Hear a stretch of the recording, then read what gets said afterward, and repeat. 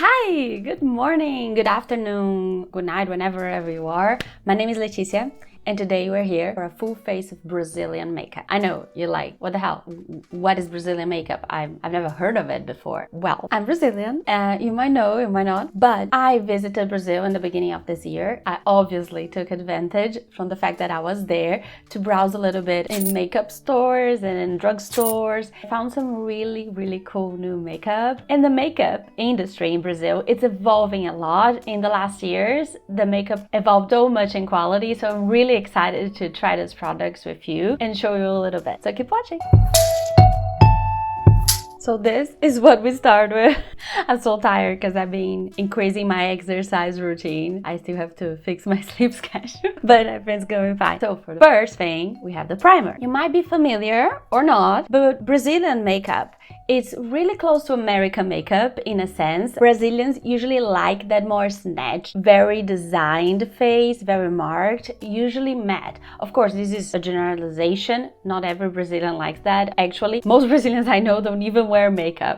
It's really a growing market there, but the market itself likes the matte, snatched, very well contoured and defined makeup at large. That's what we're going for here because those are the best products they have. Therefore, the first primer, it's a primer that looks a lot like that one from the Smashbox line that is very famous. It's a primer facial, face primer from the Ruby Rose brand. Ruby Rose is like a very cheap brand in Brazil, but very good. It has really good products you like rely on. So the primary function of this primer is to kind of blur the pores and give you that more like flawless, smooth look. So let's start. So for this type of primer, I only actually apply it in the areas I need most, which usually are those here under my eyes where the pores are bigger in these corners and a little bit over my nose because it's the most oily part of my face. And whatever I still have, I just bump up to this little center here of my forehead and down here, because this area of the nose can still get a little, oily. I don't know if this primer is actually, focusing on oil control, but usually those type of primers that handle big pores, they are usually applied in the zones of your face where there is more oil. So it kind of goes hand in hand. So next step is foundation. As I just told you, Brazilians do like that very heavy, matte, snatched face, which is not a judgment on my part at all. Like I think it's very cool, but it's not my style. Usually what I do to wear those type of foundations is that I mix it in with moisturizing radiant primer to kind of tone it down a little bit. I do that even with the Rare Beauty foundation that is not that matte. So here we are. Those are two of the same foundations, just different colors. Is the Ruby Rose brand in the line Feels. They have a really good shade selection in this line. Because I didn't have any testers, I got two and they match me pretty well. Sometimes I mix them a little bit. So sorry about the nail. I ate blackberries today and they did that to my fingers. Don't mind my fingers, they're clean. So this is the lighter color. See, it's a little lighter of a shade. I put a lot, like you don't need all of that. It's just to show to you guys. But it's very like heavy in like a serum-y almost kind of way, almost like a moisturizer, which is pretty cool, but it will set down to matte finish. And what I do usually is that I add a little bit of the darker one to get to my shade because it's a little bit too light. And then you can see the other one, it's a little darker. It might have a little more yellow and peach in it too, but it's basically darker. Same texture, same behavior. It's funny because it's like a serum-y plaster, almost like it. In a good sense, I'm not like saying it's a bad thing. I know that it sounds like it, but it's not. I will not apply an illuminizing highlighter under highlighter/primer, which is usually what I do because I want to show you guys how this is actually meant to look, how people actually use it. But in a normal day, yes, that's what I would do because I'm really not used to that very snatched look, as you probably can tell. So let's go. To try to like tone it down a little bit without changing the product, I'm gonna use my dual fiber. This is a MAC one face dual fiber. And I'm trying here just to like tap it. I really don't wanna just brush it, because if you brush it and it's a matte foundation, I think it's even worse somehow because the matte really dries up. If you brush it, when you brush it, you're most likely going to push all the hairs you have in your face and also little skins that might be peeling, and you're gonna push them up or to the side, and they're gonna create a little weird texture there. So try not doing that. And also moisturize well. I did. I even sprayed my face with the face spray before.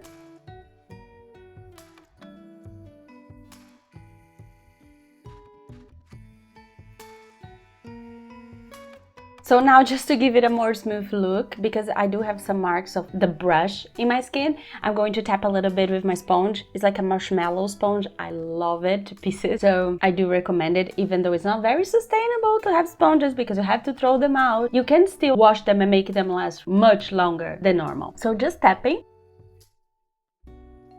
Oh, and another thing, I do that because I don't want the edges of the sponge to mark my skin. So I actually just come with the middle. So it's really smooth blended look. The edges just smooth it away. And those here are my most problematic areas. So I always have to be very careful with like smoothing it out and not applying too much makeup on those areas because it's gonna show inevitably. I think you can already see that this makeup is catching on every dry spot it can. See here? Here on this area, on the corner of my eyes. And that's because today I actually used an eye cream just to make sure that I was well moisturized. Really, if you want to use that kind of makeup, which I have nothing against, it's just not my favorite, you do have to moisturize a lot and maintain your skin very snatched without the makeup. Otherwise, the makeup will show every little single flaw. I mean, it's normal skin, but it's gonna make it look worse than it actually is. So let's do a close-up. It looks very perfected on these areas that I have no problem. The only thing I really don't like about this is this areas that like there's like just nothing I can do. It always does that. But a very good thing about all of this is that I guess like getting Brazilian makeup somehow kind of ensures better color matches for me. I don't know if it's just because the mixes of ethnicity there have a usual kind of skin tone, so it's kind of easier to find good matches like this. I just mixed it in my hand. It's one of the best shade matches I have so far. So the next step is concealer. This is the only concealer I have from Brazil, and this is also Ruby Rose. As I said, I really like that brand. So this is Amendoim Chew, that's the color, which translates to peanut chew. And it's just a concealer, nothing, just like concealer. But it's from their line Melu, I guess. And I do like this concealer a lot. I do prefer it for face over eyes, but we are going to use it under the eyes because that's the only one I have. So I don't know, I think it's a pretty good match, but as you can see, the color is best for my face than necessarily under my eyes too. I'm gonna take out the excess and just apply a little bit of product.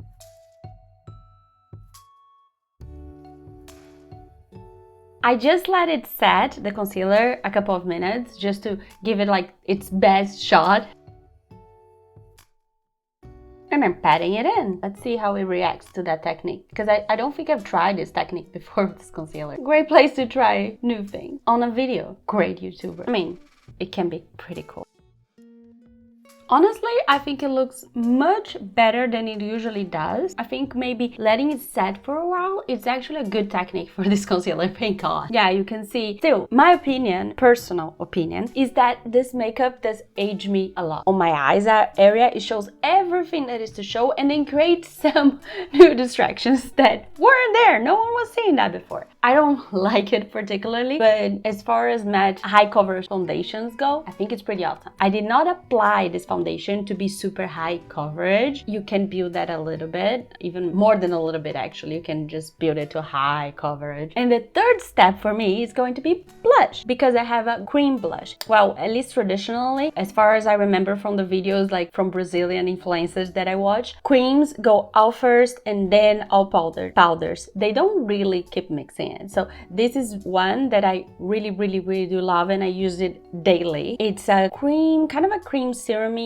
not really liquidy, but it comes in a tube. Blush is also Ruby Rose. I see a trend here. The color is bubblegum, which needs no translation, but it might lead you to think that this is pink, and it's not.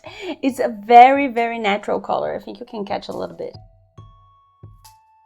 and it says that the effect is velvet. So basically, yes, we're talking about matte, but this one doesn't super dry on your face, but it does set almost like people used to say, like to a powder. I think it's really natural because I use it on top of moisturizing radiant makeup and it looks great. Let's apply on the hands so we can have more control, and I can show you the color. See, it's not really a color that I will think, oh, bubblegum. Maybe old bubblegum, like Hannah Louise Poston usually says. But this is much more intense in color. It's not like that faded bubblegum color. This is how it looks when I blend it. Really native to skin color, really great.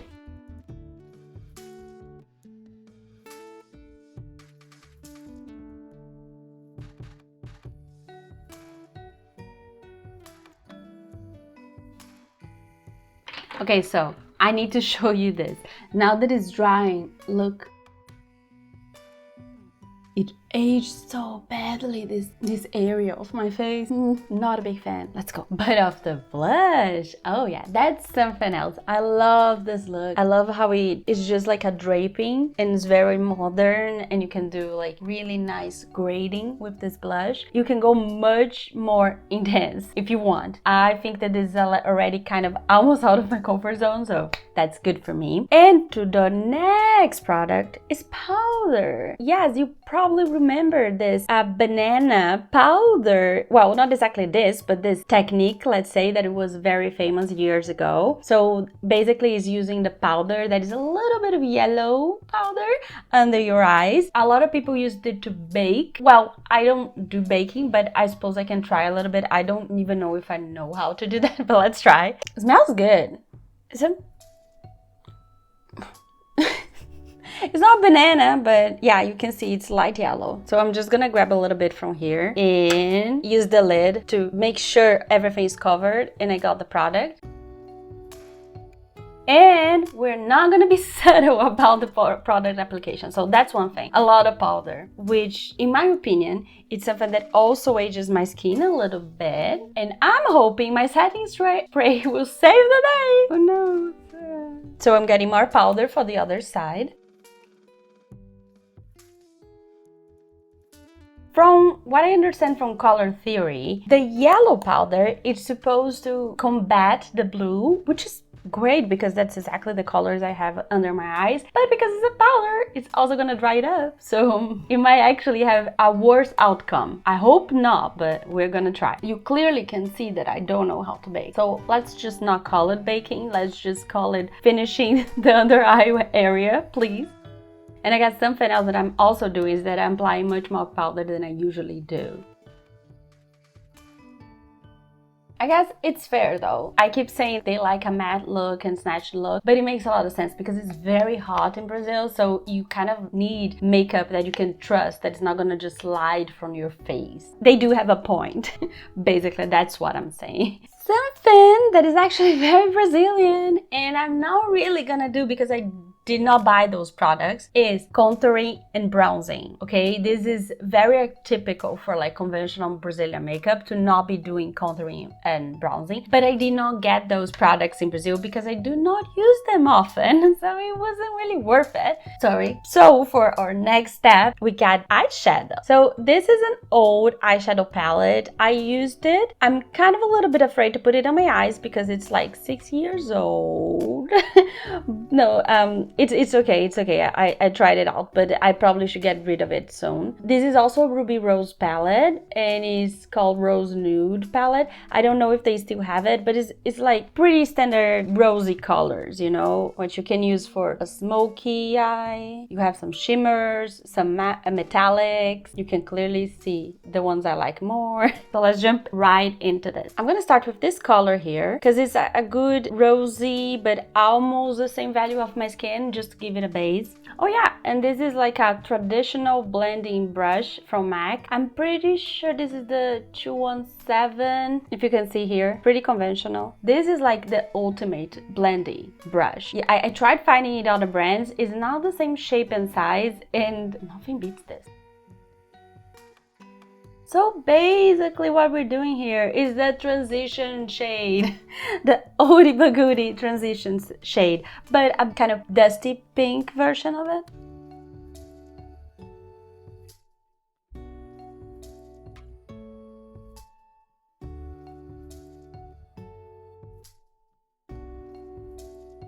So as you can see, very transition base shade. I also brought it under my eyes, mostly because I'm going to do something that is very makeup tutorial old school. We had very famous YouTubers in Brazil back in the day, like 10, even 15 years ago, and they did such amazing eye look. Perfect, almost costuming in a way, but like gorgeous eye looks, and their tutorials were bomb. So I think I'm gonna do something like that, the eye basically. That means I'm going up next with this one, which is also a matte, but is a little darker, than this one here. That's the previous one. And I'm going with the same brush because it's not really that much darker, and this eye will get much more elaborate soon. So okay, I'm going to be more careful than I was with the transition shade.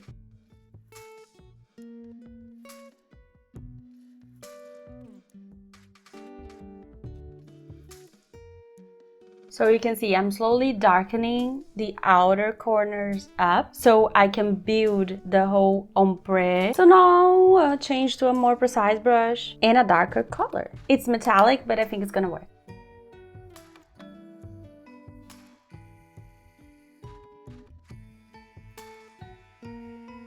Hi. So sorry for the interruption and the framing difference. I had to change a little bit the settings here. Let's go back to the eyes. Now I'm going with this one that is a little better to blend and mix eyeshadows. Now for the middle, I'm going for something that is mid-ground, not too dark, not too light, but shiny because, you know, I love glitter and all. This one. And I'm going with my fingers because it's easier. And now with the lightest shade in the inner corner, this one here, also shiny, and also the fingers.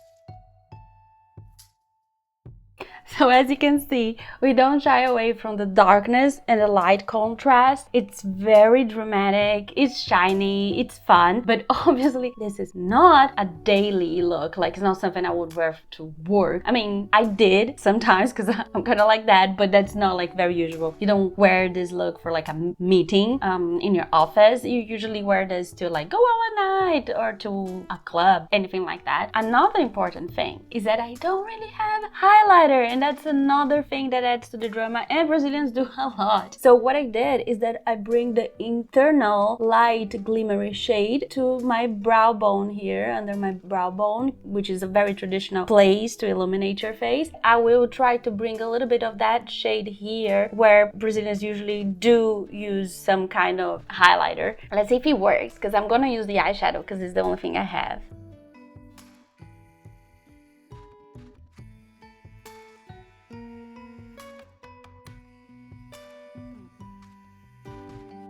What do you think? I think it actually worked out pretty well as a highlighter. I mean, it's not perfect. It has like a little almost patchiness to it because it's an eyeshadow and it has a lot of glitter, but it gives the effect, and considering we don't have a bronzer or a contour, it does like kind of catch up to adding the drama, which I love. I'm just trying to blend a little bit to see if it can get a little more closer to a normal highlighter.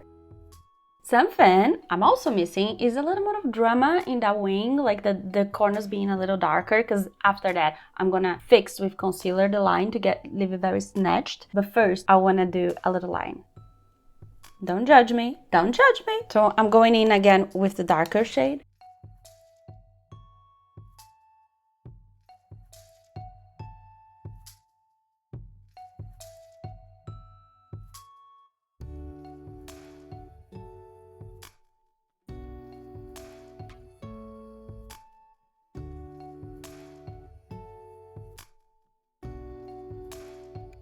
So yeah, see? Now we have more drama, more of a wing. I could do even more, but I don't have like glitters and anything like that. So maybe next time. But yeah, like this is more like the type of, you know, drama that kind of makeup carries with it. Like very matte, very snatched, very high coverage. I did my best, I know.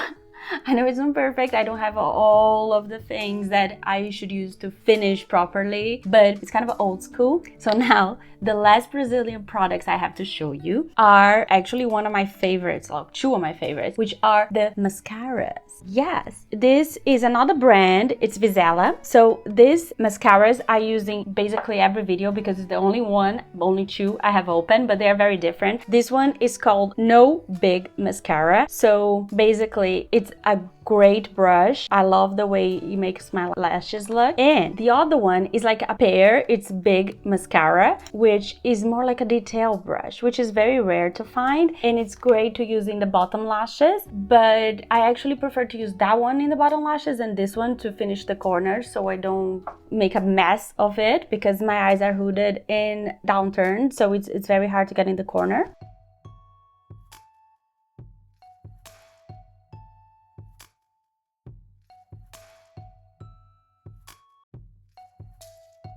Just to give it a hump, I go back with what I had is still in my mascara and I just do a small layer over them just to bring back the color. And I also try to build the drama on the outer lashes, because if we're talking about Brazilian makeup, we're actually talking about, well, mostly falsies, because you know, the drama. And I don't have falsies, I don't have the glue, I don't have anything. So we're just like building the drama with the lashes basically.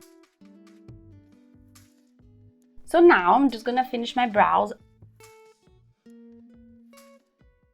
If I wasn't clear, this is not a Brazilian product. It's just Essence Gel Brow, okay? I also don't have a full matte liquid lipstick, which I guess would be the perfect finish for this look. So what I'm doing is that I'm going with the Peripera, I think you say it like that. Star Plum Pink is the color, Ink Velvet, or 18, I think 18 is the color. It is a matte liquid lipstick, but it's meant to be kind of like buffered and blurred in the edges, so I'm going to try to make that look with this one, the traditional matte liquid lipstick, full coverage.